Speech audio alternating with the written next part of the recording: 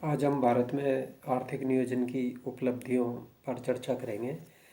जैसा कि विदित है, भारत में आर्थिक नियोजन की शुरुआत 1 अप्रैल 1951 से की गई और भारतीय अर्थव्यवस्था के अंतर्गत आर्थिक नियोजन और नियोजित अर्थव्यवस्था 1990 तक अत्यधिक प्रासंगिक रही और 1991 में आर्थिक उदारीकरण प्रारंभ होने के बावजूद भी आर्थिक उदारीकरण के दौर में भी अर्थव्यवस्था में आर्थिक नियोजन की महत्ता बनी हुई है।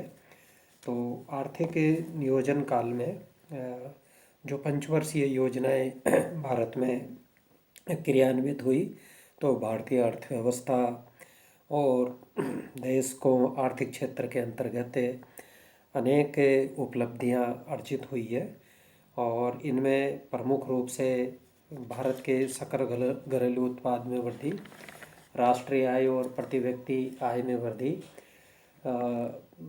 कृषि उद्योग, सार्वजनिक उपक्रम और सामाजिक सेवाओं में अभूतपूर्व प्रगति हासिल हुई है।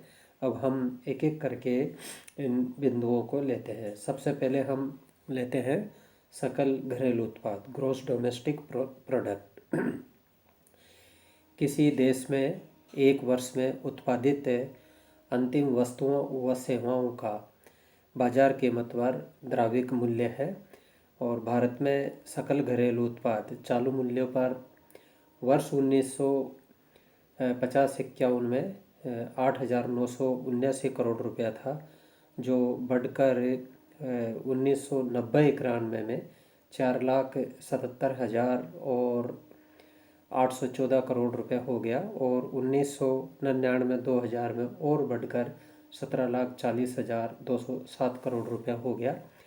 भारत में जो सकल घरेलू उत्पाद है वो योजनाबद्ध विकास में तो बहुत तेज गति से बढ़ा और आर्थिक उदारीकरण में भी सकल घरेलू उत्पाद में जो वृद्धि है वो अनवरत रूप से जारी है। राष्ट्रीय आय और प्रति व्यक्ति आय, national income and per capita income. राष्ट्रीय आय शुद्ध राष्ट्रीय उत्पाद की उत्पादन लागत के बराबर होती है। राष्ट्रीय आय सामान्य रूप से देशवासियों द्वारा उत्पादन के साधनों से अर्जित वह आय है जिसमें से प्रत्यक्ष कर नहीं घटाए गए हैं। राष्ट्रीय आय में जनसंख्या का भाग देकर प्रति व्यक्ति आय ज्ञात की जाती है। भारत की राष्ट्रीय आय वर्तमान मूल्यों पर 1950-51 में 8,574 करोड़ रुपए थी, जो बढ़कर 1999-2000 में 15,75,781 करोड़ रुपए हो गई।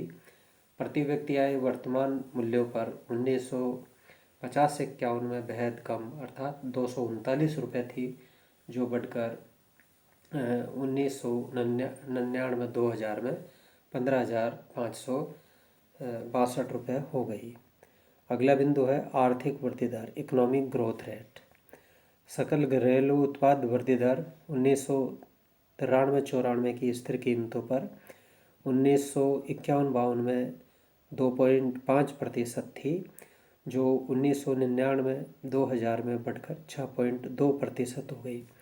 वर्तमान में हम देखें तो भारत में जो सकल घरेलू उत्पाद वृद्धि दर या इकोनॉमिक ग्रोथ रेट है, वर्तमान में भारत की अर्थव्यवस्था चीन के बाद सबसे तेज गति से दौड़ने वाली अर्थव्यवस्था है और 2008-9 में जब अमेरिका जनित वैश्विक मंदी का प्रभाव विश्व अर्थव्यवस्था पर पड़ा, तो वैश्विक मंदी के दौर में भी भारतीय अर्थव्यवस्था संभली रही, जबकि विकसित देश और अन्य विकासशील देशों की अर्थव्यवस्था में तेजी से गिरावट आई। तो भारत की अर्थव्यवस्था में 8-9 की मंदी से हालांकि इकोनॉमिक ग्रोथ रेट घटी, किंतु अन्य देशों की तुलना में भारत की विकास दर तीव्र बनी रही और भारत विश्व में तेज गति से विकास करने वाले देशों में सम्मिलित हुआ। अगला बिंदु है कृषि में प्रगति, प्रोग्रेस इन एग्रीकल्चर। भारत की अर्थव्यवस्था में कृषि सदैव अर्थव्यवस्था की रीढ़ रही है। भारत की कृषि आज 130 करोड़ लोगों को खाद्यान्न मुहैया कराने की स्थिति में है। खाद्यान्न उत्पादन 1950-51 में 5.08 करोड़ टन था। आज भारत में लगभग 25 करोड़ टन खाद्यान्न का उत्पादन होता है। भारत न केवल अपनी बहुसंख्यक आबादी को खाद्यान्न मुहैया कराने की स्थिति में, अपितु भारत खाद्यान्न निर्यात करने की स्थिति में भी है। अगला बिंदु, औद्योगिक विकास। भारत की गिनती आज विश्व के प्रमुख औद्योगिक देशों में होती है और द्वितीय पंचवर्षीय योजना तो उद्योग प्रधान थी और नियोजन काल में औद्योगिक प्रगति के लिए भारी पूंजी निवेश किया गया और भारतीय अर्थव्यवस्था को औद्योगिकृत अर्थव्यवस्था में परिवर्तित करने में सार्वजनिक उपक्रमों की अहम भूमिका रही और सार्वजनिक उपक्रमों का जो तीव्र विकास है वो योजनाबद्ध विकास की एक महत्वपूर्ण उपलब्धि है। भारत में 1950-51 में सार्वजनिक उपक्रमों की संख्या केवल 5 थी और उसमें पूंजी निवेश केवल 29 करोड़ रुपए था। सार्वजनिक उपक्रमों की संख्या 1990 में बढ़कर 244 तथा कुल पूंजी निवेश से 99,339 करोड़ रुपए हो गया।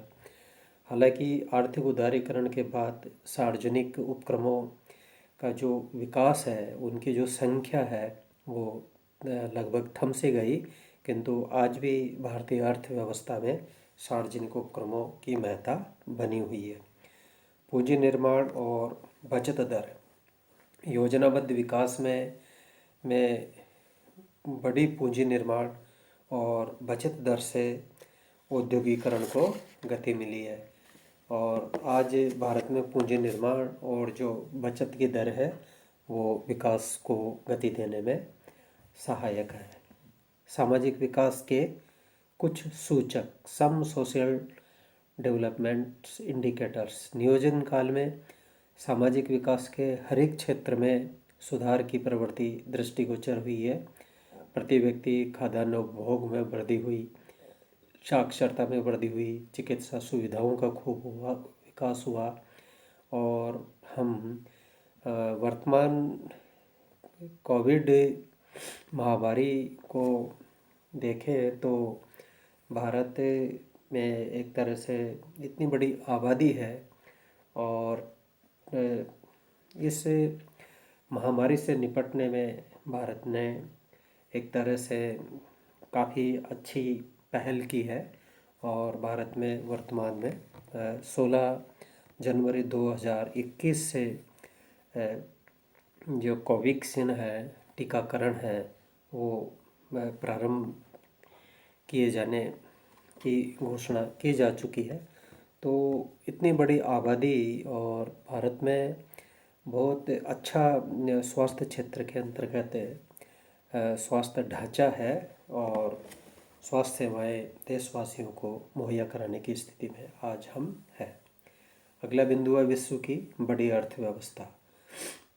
भारत की अर्थव्यवस्था आकार की दृष्टि से, सकल घरेलू उत्पाद की दृष्टि से विश्व की बहुत बड़ी अर्थव्यवस्था है और वर्तमान में भारत 5वीं बड़ी अर्थव्यवस्था है और जिस गति से भारत की अर्थव्यवस्था की विकास दर और जीडीपी का आकार बढ़ता जा रहा है, तो अगले कुछ वर्षों में हम एक तरह से अर्थव्यवस्था की दृष्टि से हम ब्रिटेन को भी पीछे छोड़ देंगे और आगामी वर्षों में भारत तीसरी और अथवा चौथी अर्थव्यवस्था बनने की संभावना है।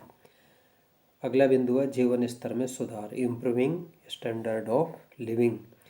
योजना काल में भारत के लोगों में जीवन स्तर में सुधार हुआ है। विभिन्न वस्तुओं की उपलब्धि और उपभोग में वृद्धि हुई और जीवन स्तर में सुधार होने के कारण लोगों की जीवन प्रत्याशा भी बढ़ी है। इस प्रकार भारत में योजनाबद्ध विकास में अर्थव्यवस्था के विविध क्षेत्रों के अंतर्गत उपलब्धि हासिल हुई है।